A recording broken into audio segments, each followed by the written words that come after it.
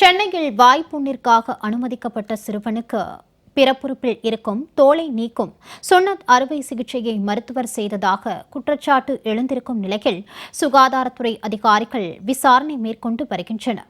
இந்த சம்பவத்தில் நடந்தது என்ன பார்க்கலாம் இந்த செய்தி தொகுப்பில்.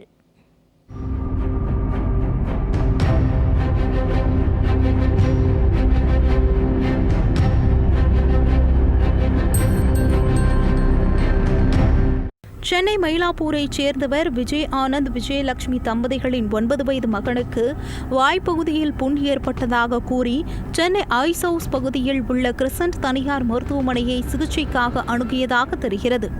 அப்போது சிறுவனை பரிசோதித்த மருத்துவர் ஓவைசி வாய்ப்பகுதியில் இருக்கும் புண் போன்ற கட்டியை அறுவை சிகிச்சை மூலமே அகற்ற முடியும் என அறிவுறுத்தியதால் அதிர்ச்சி அடைந்த பெற்றோர் வேறு வழியின்றி சிறுவனை மருத்துவமனையில் அனுமதித்துள்ளனர்.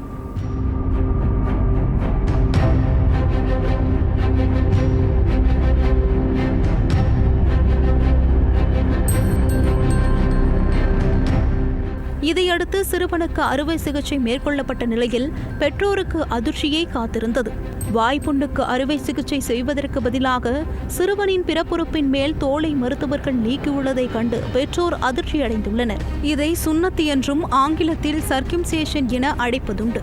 அதாவது பிறப்புறுப்பின் மேல் உள்ள தோல் சிறுநீர் கழிக்கும் வழியை மூடிக்கொள்ளும். சில நேரங்களில் அதன் முன்தோலில் வெடிப்பு ஏற்பட்டு லேசான புண் ஏற்படுவதும் உண்டு. இதனால் மருத்துவர்கள் சுன்னத் எனும் அறுவை சிகிச்சையை பரிந்துரைக்கிறார்கள். மாற்றி அறுவை சிகிச்சை செய்தது தொடர்பாக மருத்துவர் முகமது ஓவைசியிடம் சிறுவனின் பெற்றோர்கள் கேள்வி எழுப்பி வாக்குவாதம் செய்தனர். அதற்கு மருத்துவர் மற்றும் தனியார் மருத்துவமனை நிர்வாகமும் உரிய விளக்கத்தை அளிக்கவில்லை என குற்றம் சாட்டப்பட்டுள்ளது. இதையடுத்து தனது மகனுக்கு தவறான அறுவை சிகிச்சை மேற்கொள்ளப்பட்டது குறித்து ஐஸ் ஹவுஸ் காவல் நிலையத்தில் பெற்றோர் புகார் அளித்ததை தொடர்ந்து நடத்தப்பட்ட விசாரணையில்தான் மருத்துவமனையின் அலட்சியம் அம்பலப்பட்டது. ஆபரேஷன் தியேட்டரில் சிறுவனின் கேஸ் ஷீட்டை செவிலியர்கள் மாற்றி வைத்ததாகவும் அதனால் வாயில் அறுவை சிகிச்சை செய்வதற்கு பதிலாக மருத்துவர் சுன்னத் செய்ததும் தெரிய வந்தது. இதையடுத்து மருத்துவமனையின் ஆபரேஷன் தியேட்டரை மூடிய சுகாதாரத்துறை புறநோயாளிகளின் சிகிச்சைக்கு முற்றிலும் தடை விதித்துள்ளனர்.